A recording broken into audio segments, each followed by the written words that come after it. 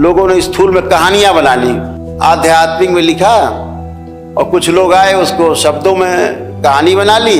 एक तीसरे काका आए, उन्होंने सही मान के सब रख कर डाला, सही मान लिया, सब ऐसा ही था। तो ऐसा कुछ नहीं है। जब आध्यात्मिकता में आप उतरेंगे, तमाम रहस्य खुलेंगे आपके सामने कि माँ महाकाली कौन है, माँ दुर्गा शक्ति कौन है, तो हनुमान कौन है, तो फिर शिव कौन है। तो ये बाद में सब खुलेगा जब आप धीरे धीरे चलते जाओ एक एक कदम। रावण कौन है, तो राम कौन है, तो कृष्ण कौन है, तो शिव कौन है। अभी आप देख रहे हो, ये देख रहे हो,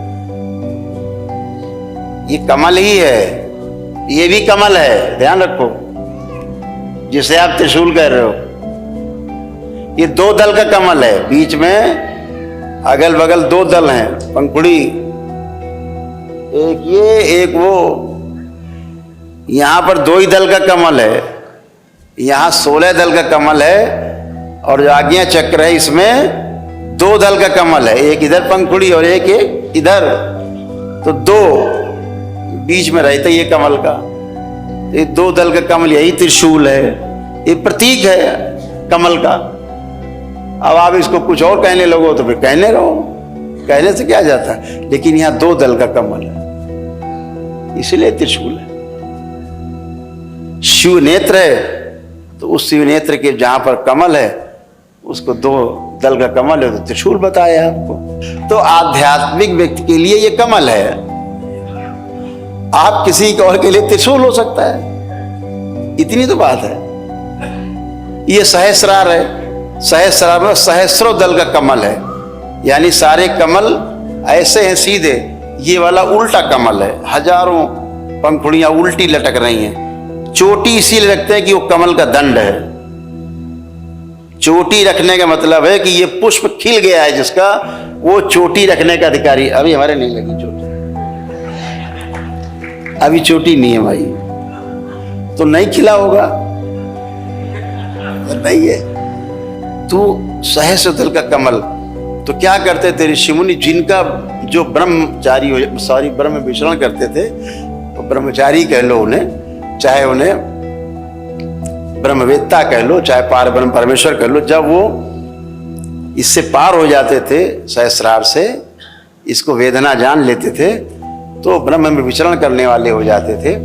तो इसलिए चोटी रखते थे वो, ये प्रतीक था कि ये ब्रह्म में विचरण करने वाले हैं, ये वो ब्राह्मण हैं, ये ब्राह्मण हैं, क्योंकि ये वेद चुके हैं आपके सहस्रार को।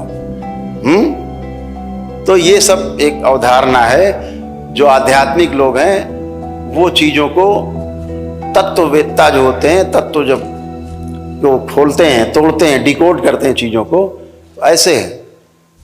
हमारे कई जैनी मित्र हैं, जैन मित्र हैं हमारे कई, हम उनके परिवार में जाते रहते थे, तो उनके घर में फोटो जरूर लगी रहती थी भगवान महावीर की, ये भगवान बुद्ध का भी आपने देखा होगा कभी फोटो, कोई मूर्ति तो यहाँ पे देखा होगा, घुंघराले जैसे बाल देखा है, घुंघराले बाल बिल्कुल ऐसे भगवान महावीर को। तो अपने दोस्तों से हम पूछते थे कि भाई ये ऐसा क्यों बोले, उनके बाल घुंघराले थे।